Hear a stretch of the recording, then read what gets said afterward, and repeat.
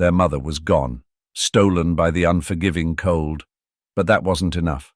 Now, the people, the very ones who should have protected them, had turned their backs. No mercy, no hesitation, just a decision made long ago. 8 tiny bodies trembling in the snow, their whimpers swallowed by the howling wind. The village had already decided they had to die. Snow fell in thick, heavy flakes, smothering the world in silence. The village was eerily still, its streets lined with wooden houses, their rooftops buried under layers of white. A lone figure walked through the icy landscape, camera slung over his shoulder, his boots crunching against the frozen ground. He wasn't here for a story, at least not yet. But fate had a way of deciding things for him. Lucas Grant exhaled, watching his breath swirl into the frigid air before vanishing. He had been in Eastern Europe for weeks, traveling from town to town, collecting stories. He wasn't expecting much from this particular village, a place forgotten by time, where even the wind seemed hesitant to linger. His fingers, stiff from the cold, adjusted the settings on his camera. He raised the lens, capturing the contrast of dark, skeletal trees against the endless white of winter. The town's small park lay ahead, a place that might have been charming in summer, but now stood desolate, covered in a blanket of untouched snow. And then he saw them. 8 tiny figures, huddled beneath the gnarled roots of an ancient oak tree. At first he thought they were just lumps of snow-covered debris, but then a movement, a slight tremble, a shuddering breath. Lucas took a step closer, his pulse quickening. They were puppies, German shepherds, no more than 6 weeks old. Their fur, once thick and fluffy, was now damp and stiff from the cold. They curled against one another, their tiny bodies pressed together in a desperate attempt to share warmth. One pup, the smallest, barely lifted its head before collapsing back onto the snow. "Jesus," Lucas muttered, lowering his camera. He moved closer, kneeling in the snow. The puppies barely reacted, too weak, too cold to even flinch. He reached out, brushing the frost from one of them. It shivered beneath his touch. "Where's your mother?" he whispered. No answer, of course, only the wind whispering through the trees. Lucas looked around. The park was empty, but near the edge of the clearing, leading toward the forest, he saw them. Footprints. Human footprints. They led away from the tree, disappearing into the shadows of the woods. Someone had left them here, on purpose. His stomach tightened. He glanced back down at the puppies. Their small chests rose and fell in shallow, labored breaths. They were barely hanging on. He had to do something. A village that didn't care. Lucas walked quickly through the narrow streets, his boots kicking up snow. The village was small, the kind of place where everyone knew everyone. Smoke curled from chimneys, windows glowed with the warmth of fires inside. But as he approached a group of villagers gathered near a small cafe, something felt off. The men stood with their hands buried deep in their coats, their expressions blank. A woman, wrapped in a thick scarf, murmured something before glancing away. They had seen him coming. Lucas wasted no time. "There are puppies in the park," he said, his breath forming clouds in the cold air. 8 of them. They're freezing to death. Silence. The villagers exchanged glances. No one spoke. Lucas's brow furrowed. "Did you hear me? Someone dumped them there." "We know!" A deep voice cut him off. Lucas turned. An older man, his face weathered from years of harsh winters, stepped forward. His coat was heavy, patched in places, but his posture was firm. He looked at Lucas with something between pity and warning. "They were left there for a reason," the man said. "A reason?" Lucas snapped. "What kind of reason justifies letting them die?" The man sighed, rubbing his hands together. "Their mother is gone." Lucas frowned. "So what? That's not—" "It's tradition." The man's voice was flat, final. "Motherless pups don't survive here. If they stay, they bring misfortune." Lucas stared at him. "Misfortune?" A woman, younger than the rest, shifted uncomfortably. It's just how things are done." "How things are done," Lucas repeated, incredulous. You're telling me an entire village is willing to let 8 innocent lives freeze to death over some ridiculous superstition? No one answered. Anger burned in his chest. He scanned their faces, searching for someone, anyone, who looked like they cared. But they all stood there, stiff and silent, avoiding his gaze. Finally, the old man exhaled. "You are not from here, American," he said, his voice softer now. "This is not your place." Lucas clenched his jaw. "No, but those puppies don't deserve to die." The man studied him for a long moment before shaking his head. "Leave it be." And just like that, the conversation was over. One by one the villagers turned and walked away, their boots crunching through the snow. Lucas stood there, stunned. They knew. They had left those puppies out there deliberately, and they weren't going to help. A choice to make. Lucas stormed back to the park, his mind racing. He had seen cruelty before. He had reported on war zones, on suffering, on corruption. But this was something different. This was an entire village choosing to ignore suffering, pretending it wasn't happening just because it was easier. As he approached the tree, the scene hadn't changed. The puppies still lay there, unmoving, their tiny bodies curled in on themselves. Lucas knelt again, his hands trembling, not from the cold, but from frustration. One of the pups, slightly larger than the rest, opened its eyes. It blinked at him, its dark gaze filled with exhaustion. It was a plea. Lucas inhaled sharply. No one else was going to save them. If he walked away now, they would die before morning. Slowly, gently, he reached into his coat, pulling out a wool scarf. He wrapped it around the weakest puppy, then scooped up another into his arms.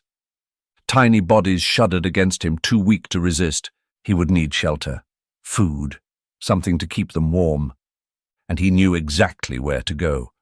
Ignoring the cold, ignoring the stares of those who watched from their windows, Lucas started toward the one person in the village who might be willing to help, the only person who hadn't turned away. An old woman, who had been watching from the shadows. And as he approached her small, dimly lit house, he could only hope he wasn't too late. Lucas had traveled to many places, each with its own customs, its own way of surviving in an unforgiving world, but nothing had prepared him for this. As he sat inside the small guest house he had rented, the fire crackling weakly in the corner, his mind replayed the words of the villagers. Motherless pups don't survive here. If they stay, they bring misfortune. It wasn't just neglect, it was a belief, a tradition passed down through generations. The people truly thought that saving those puppies would bring disaster upon them. Lucas ran a hand over his face, exhaling slowly. He had spent the last hour warming the pups by the fire, wrapping them in blankets he had borrowed from the guest house. They were still weak, but at least now their shivering had lessened. The smallest one, barely more than skin and bones, curled into his scarf, its tiny body twitching as if dreaming. What kind of place abandons helpless creatures like this? He thought. A soft knock at the door pulled him from his thoughts. He hesitated before standing, stepping carefully over the puppies as he made his way to the door. When he opened it, he wasn't surprised to see her, the old woman who had watched from the shadows. She stood there, wrapped in a heavy wool shawl, her eyes sharp despite her frail figure. "You shouldn't have taken them," she said in a low voice. Lucas folded his arms. "Then I should have left them to die?" She glanced behind him, her gaze settling on the tiny figures curled by the fire. A flicker of something, was it guilt, passed through her expression. Then she sighed. "Let me in," she said. A superstition as old as the village. The old woman, her name was Mariska, settled into the chair by the fire, warming her hands over the flames. Lucas sat across from her, waiting. He had a feeling she hadn't come just to scold him. "You don't understand," she said finally. "This is not cruelty. It is survival." Lucas scoffed. "Survival? They're puppies, not demons." She didn't react to his sarcasm. Instead, she stared into the fire, as if seeing something far away. "A long time ago," she began, "there was a family in this village who loved their dog as if it were their own child. She was a strong, beautiful shepherd, and when she gave birth to a litter of pups, they cared for them just the same. Lucas leaned forward, sensing the weight of the story. But then, Mariska continued, one night, a terrible sickness spread through the family's home. The father fell ill first, then the mother, then, one by one, the children. Within a week, they were all dead. Lucas frowned. And they blamed the dogs? She nodded. People said the mother dog had carried the souls of the dead in her belly before she gave birth, that the puppies were cursed, that keeping them in the village would bring more misfortune. Lucas shook his head. That's ridiculous. It was probably disease, contaminated water, something explainable. Mariska shrugged. Maybe, but people believe what they choose to believe. Since then, any litter left without a mother is abandoned. The village won't take the risk. Lucas felt a chill. Not from the cold, but from the realization that this wasn't just a cruel act. It was something ingrained into these people, a fear passed down for generations. And what if someone tries to save them? He asked. Mariska's lips pressed into a thin line. No one has. Lucas met her gaze. Until now. A long silence stretched between them. The fire crackled. One of the puppies stirred, letting out a soft whimper. Mariska looked at the small creatures again, and this time her expression softened. Foolish man, she muttered, shaking her head. You've already made your choice, haven't you? Lucas exhaled, rubbing the back of his neck. I can't just let them die. She sighed. Then you need to leave. Lucas blinked. What? She glanced toward the window as if expecting someone to be listening. The village won't let you keep them. When word spreads that you've taken them in, people will turn against you. They'll demand you get rid of them. And if you refuse... She let the words hang in the air. Lucas swallowed. They'll try to force me out. Mariska nodded. Lucas looked down at the pups, their tiny chests rising and falling in the warmth of the fire. He had taken them in, hoping to save them, but now they were in even more danger than before. What do I do? He asked quietly. Mariska hesitated, then leaned in. There's an abandoned cabin near the forest, she whispered. Far enough that the villagers won't come looking. Take them there tonight. Keep them hidden. If you're careful, you might just have a chance. Lucas studied her face.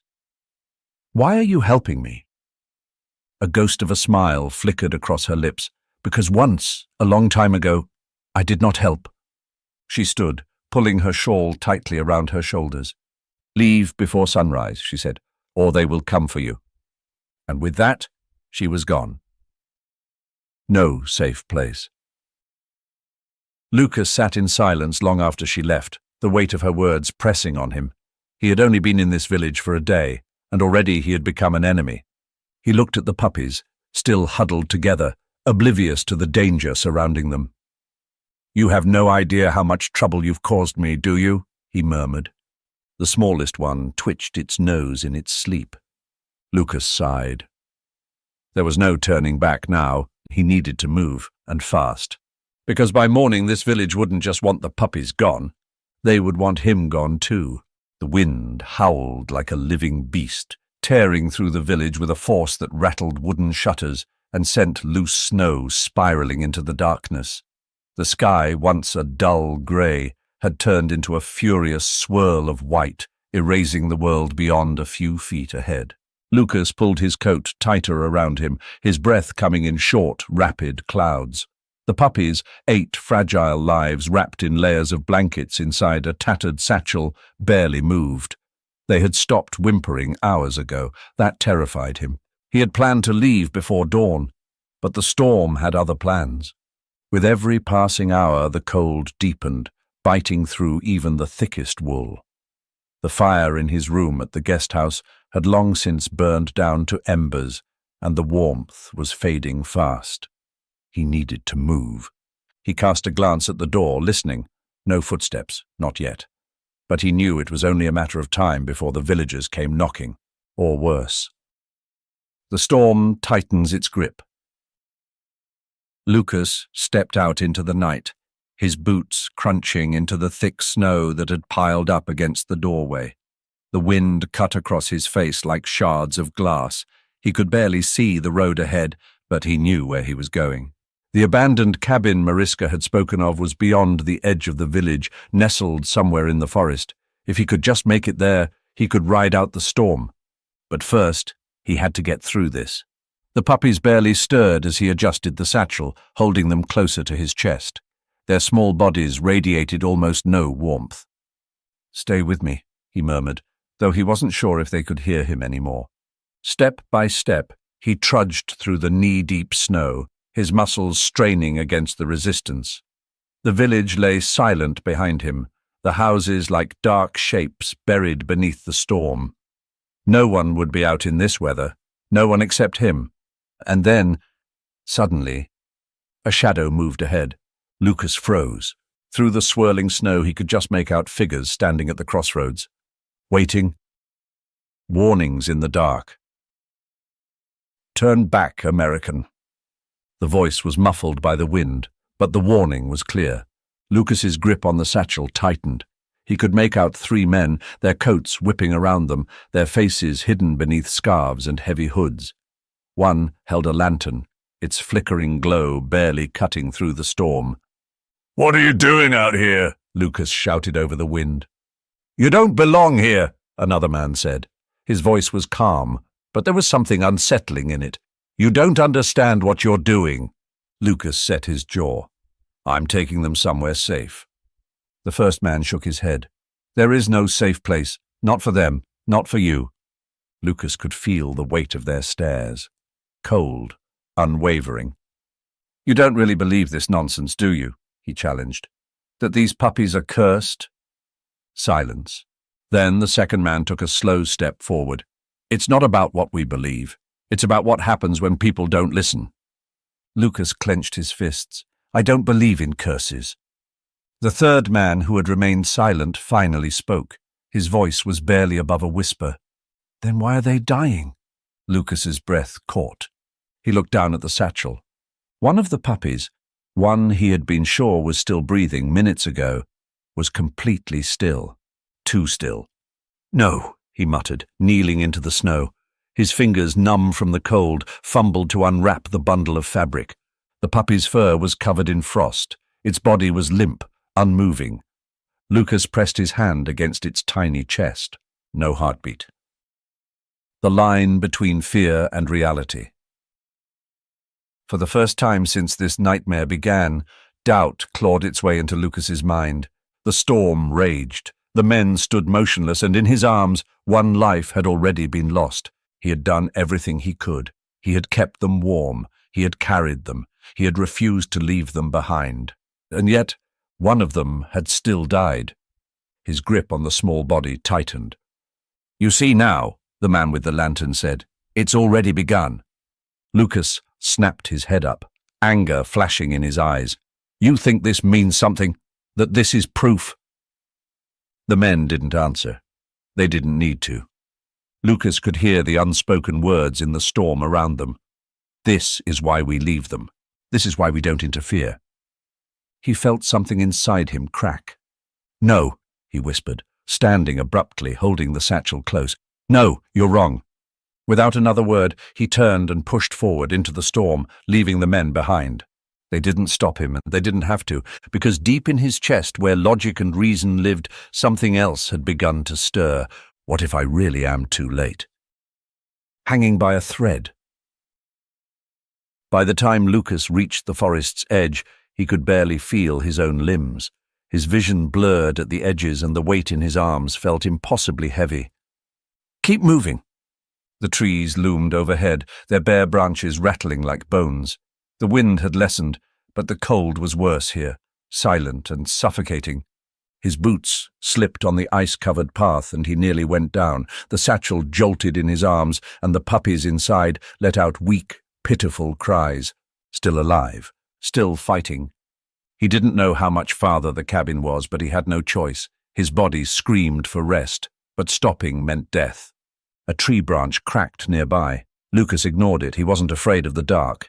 He was afraid of failing them. A few more steps, a few more. And then, there it was, a small, dilapidated cabin, half buried in the snow. Lucas staggered toward it, kicking through the frozen debris at the door. He fumbled with the latch, his fingers too stiff to work properly. Then, finally, the door creaked open. Stale air greeted him, thick with the scent of dust and decay. But it didn't matter. It was shelter.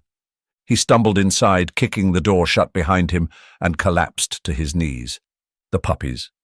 His shaking hands unwrapped the bundle, his heart pounding as he counted them. 1, 2, 3. They were barely breathing, their tiny bodies almost lifeless in his hands. And then there was the one he already knew wouldn't wake up. Lucas closed his eyes. He couldn't think about that now. He pulled his coat off, wrapping them tightly, pressing them close against his chest. "Just hold on," he murmured, voice hoarse. "Just a little longer." Outside, the blizzard raged. Inside, 8 lives, no 7, hung by a thread. The storm had passed, but the cold remained. Lucas sat against the wall of the abandoned cabin, his back pressed against the rough wooden planks. His arms cradled the puppies, their small bodies barely warm against his chest. The silence was unnerving. No wind, no voices, only the occasional crackle of settling ice. One of the puppies stirred weakly, its tiny paw twitching. The others remained still, too weak to move. He had done everything he could, yet it still didn't feel like enough. His mind replayed the events of the night before. The men in the storm, their eerie warnings, the dead puppy lying outside, buried in the snow. The fear they had planted in his mind. Then why are they dying? Lucas exhaled sharply, shaking the thought away. No, there was no curse, only cold, hunger, and human cruelty. But if he didn't find a solution soon, the rest of the puppies wouldn't make it through another night. Then came the sound, slow, deliberate footsteps crunching over the frozen ground. Lucas tensed, his muscles aching from exhaustion. He reached for the knife in his pack, just in case. The footsteps stopped outside the cabin, a pause, then a knock. A stranger in the snow. Lucas didn't move. His breath was slow, measured. Whoever was outside knew he was in here. There was no point in pretending otherwise. Another knock, this time softer. He placed the puppies down as gently as he could and rose to his feet, keeping the knife in his grip as he moved toward the door. A shadow stood beyond the frosted window. Lucas hesitated before unlocking the door. As it creaked open, the figure stepped inside, shaking the snow from their coat. It was not Mariska. It was a man, an old man, wrapped in thick layers, his face hidden beneath a heavy scarf. But his eyes, pale blue, sharp despite his age, studied Lucas with something unreadable. Lucas tightened his grip on the knife. "Who are you?" The old man unwound his scarf, revealing deep lines across his face. "You're lucky I got here first," he said in perfect English. Lucas frowned. "What?" The man glanced past him toward the pile of sleeping puppies. His expression didn't change. "They're looking for you," he said. "By morning they'll come." Lucas stiffened. "Who?" The man gave him a knowing look. "You already know the answer to that." Lucas clenched his jaw. "If you're here to convince me to leave them behind, you're wasting your time." The man exhaled slowly. "I didn't come to convince you of anything," he said. "I came to tell you the truth." Lucas studied him. "And what truth is that?" The old man stepped further inside, his boots leaving wet prints on the wooden floor. He moved with the weight of someone who had seen too much. "This isn't the first time someone tried to save them," he said. "A forgotten story." Lucas listened in silence as the old man, his name, he finally revealed, was Joseph, settled onto a crate near the fire. "A long time ago," Joseph began, "there was a boy in this village. Young, foolish, stubborn, much like you." Lucas crossed his arms. "I'll take that as a compliment." Joseph smirked slightly before continuing. "This boy found a litter of motherless pups just like these. He defied the village, hid them, raised them." He exhaled, his expression darkening. "And then the accidents started." Lucas frowned. "What kind of accidents?" Joseph's eyes flickered toward the door, as if checking for unseen listeners. Then he leaned in slightly. A fire broke out in the bakery. A young girl drowned in the frozen river. The livestock fell sick. One after another, misfortunes came, and the villagers did what they always do. They blamed the dogs, Lucas said flatly. Joseph nodded. They found the boy, made him watch as they took the puppies away. Lucas felt a pit form in his stomach. What happened to them? Joseph didn't answer right away. He simply looked at the pile of sleeping puppies, his fingers curling slightly against his knee. Then, quietly, he said, "They burned them." A sharp silence filled the room. Lucas felt his breath leave him. "Jesus Christ," Joseph sighed. "He never forgave them, and neither did I." Lucas blinked. "Wait, you knew him?" Joseph met his gaze. "I was him." The words hit like a gut punch. Lucas had expected some tragic village folklore, another tale to justify their fear. But this was real. "You tried to save them," Lucas murmured. Joseph nodded. "And I failed." A long, heavy pause. Then Joseph gestured toward the puppies. "But you don't have to." A dangerous choice. Joseph leaned forward, his voice quiet but firm. "They will come for you," he warned. "By sunrise you will have no choice. Leave or face them." Lucas swallowed hard. "And if I don't?" Joseph's expression darkened. "Then they will take them from you." Lucas looked at the puppies, his heart pounding. He had known this was dangerous, but the reality of it was settling in fast. "Then what do I do?" he asked. Joseph exhaled through his nose. "There's one way out of this," he said. Lucas waited. "You prove them wrong." Lucas frowned. "How?" Joseph's gaze was steady. "You show them that these dogs don't bring misfortune. You show them that they bring life." Lucas shook his head.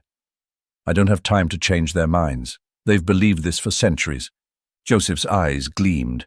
"Then give them something they can't ignore." Lucas narrowed his eyes. "Like what?"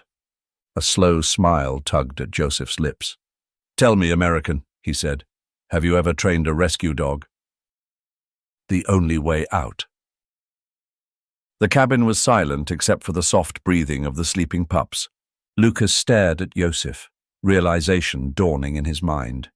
"You want me to make them useful," he said. Joseph nodded. "Superstition is powerful, but so is proof." Lucas looked at the puppies. They were still too young, too weak. But if he could keep them alive, if he could show the villagers that they weren't a curse but something greater. It was insane, but it was also his only option. Joseph stood, pulling his scarf back over his face. "I'll be back before sunrise," he said. "You should get some rest." Lucas exhaled, running a hand through his hair. He had come to this village as an outsider, looking for stories. Now he was the story. As Joseph disappeared into the night, Lucas sat back down beside the puppies, his mind racing. By morning, he would have to make a choice, to walk away or to fight. And for the first time since this nightmare began, he knew exactly what he was going to do. The village still watched him with wary eyes. Lucas could feel it every time he stepped outside. The hushed murmurs, the lingering stares from behind frosted windows, the way people pulled their coats tighter when he passed. They hadn't forgotten. They were waiting for him to fail, waiting for the so-called curse to claim its price. But Lucas wasn't about to let that happen.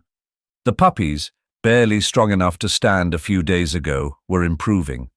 They were still weak, still fragile, but their instincts were sharp. And Joseph had been right about one thing: fear could be overpowered by proof. If the villagers wouldn't listen to words, then he would show them something they couldn't deny. He just didn't know the test would come sooner than expected. The first lesson. "This is madness," Joseph muttered, watching Lucas kneel in the snow beside the puppies.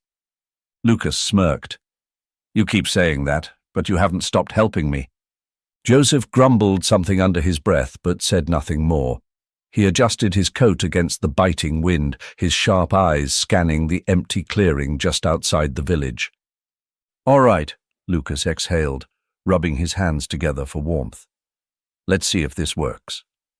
The puppies sat before him, their ears perked despite the cold. They weren't much more than fluff and determination, but they were watching, waiting. Lucas reached into his pocket and pulled out a small leather glove. He let them sniff it before tossing it a few feet away into the snow. "Find it!" The puppies hesitated. Then, the largest of them, a strong, sharp-eyed pup Lucas had started calling Ranger, lifted its nose to the air. A second later, it bolted toward the glove, half stumbling in the deep snow, but moving with clear intent. Lucas's breath caught. The others followed, their tiny legs kicking up powder as they trailed behind Ranger. When the lead pup reached the glove, it pawed at it awkwardly before picking it up in its mouth. Lucas grinned. "Good boy." Ranger trotted back, tail wagging, before dropping the glove at Lucas's feet. Joseph let out a low chuckle. "Not bad," he admitted. Lucas ruffled the pup's fur. "We start small, we build from here." The plan was simple. Show the village that these dogs weren't cursed, that they weren't omens of death, but something far greater. And it might have worked if the screams hadn't shattered the air first.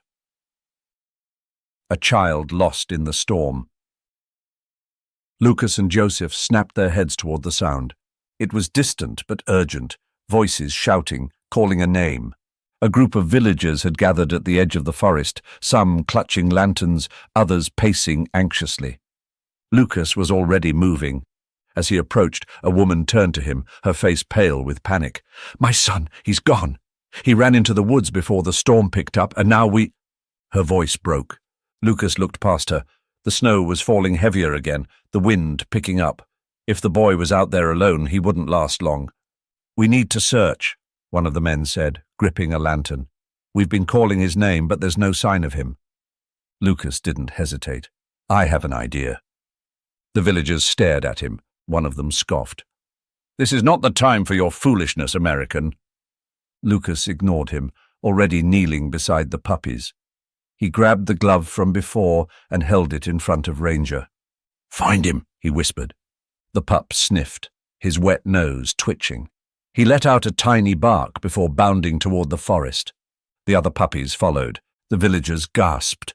"What is he doing?" someone hissed. Joseph's voice was steady. "He's proving you wrong." The search begins. The puppies were clumsy, their bodies still too small for the deep snow, but they moved with purpose. Lucas followed close behind, heart pounding. The villagers hesitated before trailing after them. "Come on," Lucas urged under his breath, watching Ranger. "Find the scent, boy." The pup suddenly stopped. His ears twitched. Then he turned sharply to the left, letting out a sharp bark before running in that direction. Lucas's pulse spiked. The boy was out there, somewhere. The villagers, despite their earlier doubts, were now watching in stunned silence. They moved cautiously, following Lucas and the puppies deeper into the trees. Then a muffled sound, barely audible over the wind, but Lucas heard it. A weak, fragile sob. Ranger let out another sharp bark and took off toward a cluster of snow-covered bushes. Lucas pushed through the branches, and there he was. A boy, no older than 6, curled up in the snow, barely conscious. His lips were blue, his tiny body shaking violently. Lucas was on his knees in an instant, stripping off his coat and wrapping it around the child. "We've got him!" he shouted. The villagers rushed forward, disbelief etched into their faces. The mother fell to her knees, sobbing as she pulled the boy into her arms. The puppies, small, weak, unwanted, had found him when no one else could. The crowd was silent. Lucas met Joseph's gaze. The old man gave him the smallest of nods. They had done it. They had proven the village wrong. A village changed. The boy survived. That night, the villagers whispered among themselves, not of curses, not of omens, but of what they had witnessed. The puppies, once seen as a sign of misfortune, had saved a child's life. And Lucas knew this was just the beginning. As he sat in the warmth of the cabin, the puppies curled around him, he smiled. They had won a battle, but the war was far from over. The village had always been quiet in winter, but tonight silence wasn't caused by the snow or the bitter cold. It was the weight of something much heavier, something that hung in the air like an unspoken truth. Lucas stood in the center of the village square, the puppies huddled at his feet. They were exhausted, their small bodies pressed together for warmth. But they were alive, and more than that, they were heroes. Before him, the villagers gathered in hushed disbelief. No one spoke, no one moved. They had all seen it. These cursed creatures, the ones they had condemned, the ones they had left to die, had saved one of their own.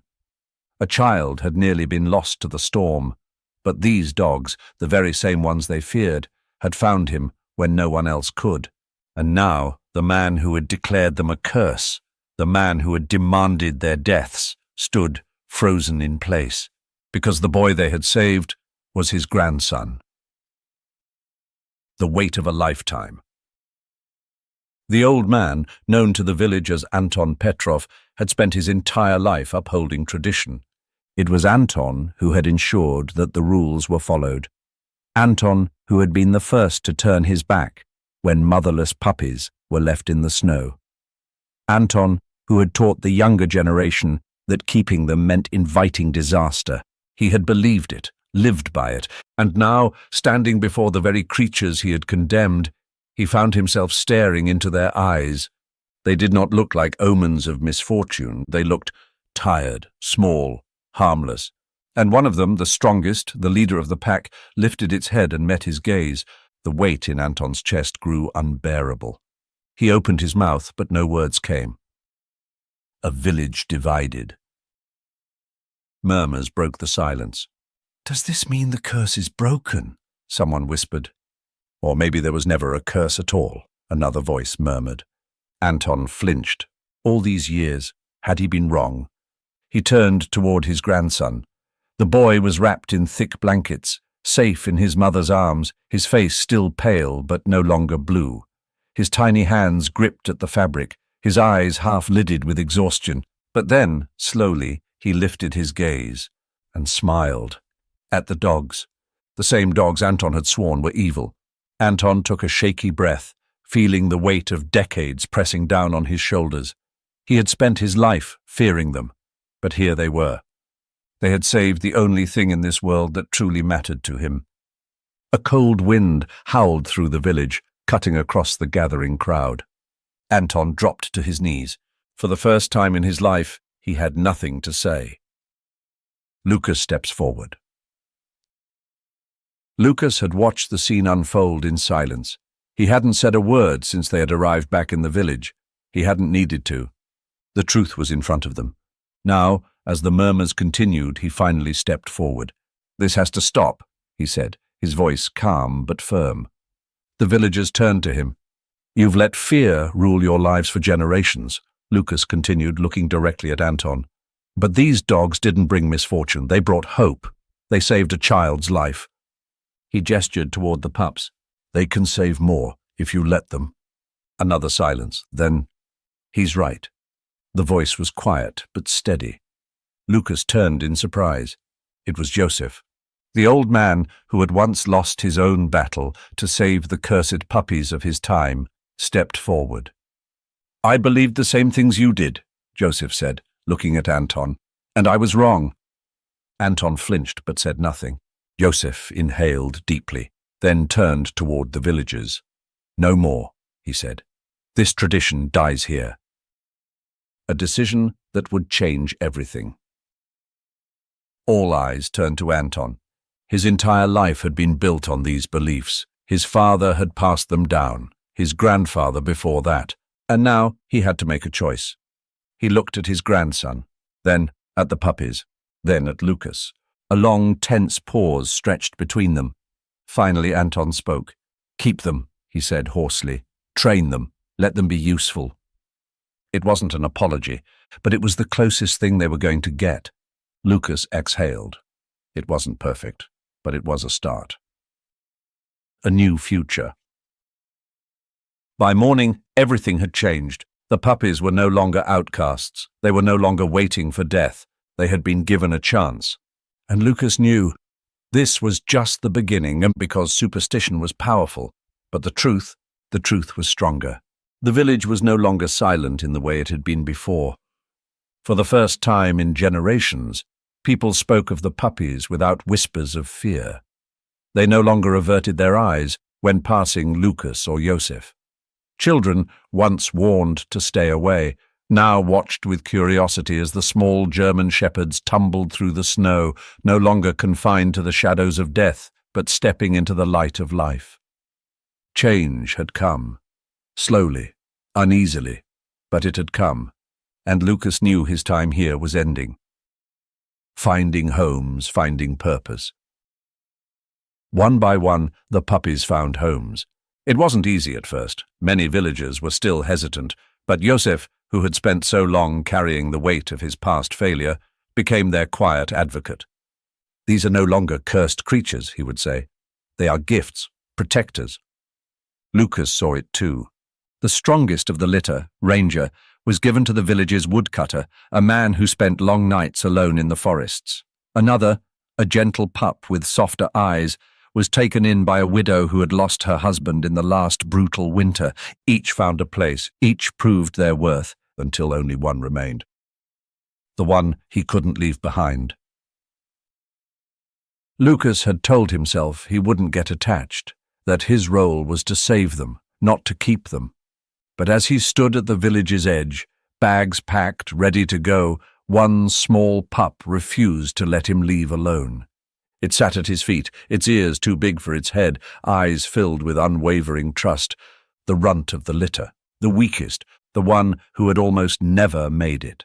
And yet, against all odds, it had survived. Lucas knelt, rubbing his fingers through the pup's thickening fur. "You really don't want to stay here, huh?" The puppy only wagged its tail. Joseph, standing nearby, smirked. "Looks like you don't have a choice." Lucas exhaled, a soft chuckle escaping. "Guess not." He scooped the pup into his arms, pressing his forehead lightly to its small, warm body. "Hope," he murmured. "That's your name now." The story that was never just about dogs. Lucas left that morning, Hope curled up in his coat as he walked toward the nearest train station. As the village faded into the distance, he felt no regret. He had come here as a journalist, seeking stories of old traditions and forgotten places. But he had left with something more. Not just a story about abandoned puppies, not just a story about an American who had defied a village's superstitions, but a story about people, about how fear could grip a heart for generations, but love could rewrite even the oldest of rules. And as the train rumbled forward, hope stirred in his lap, letting out a soft sigh. Lucas smiled. This wasn't the end. This was just the beginning. Fear can shape us. It can be passed down, generation after generation, until it no longer feels like fear, only truth. But just because something has always been believed doesn't mean it has always been right. The villagers thought they were protecting themselves.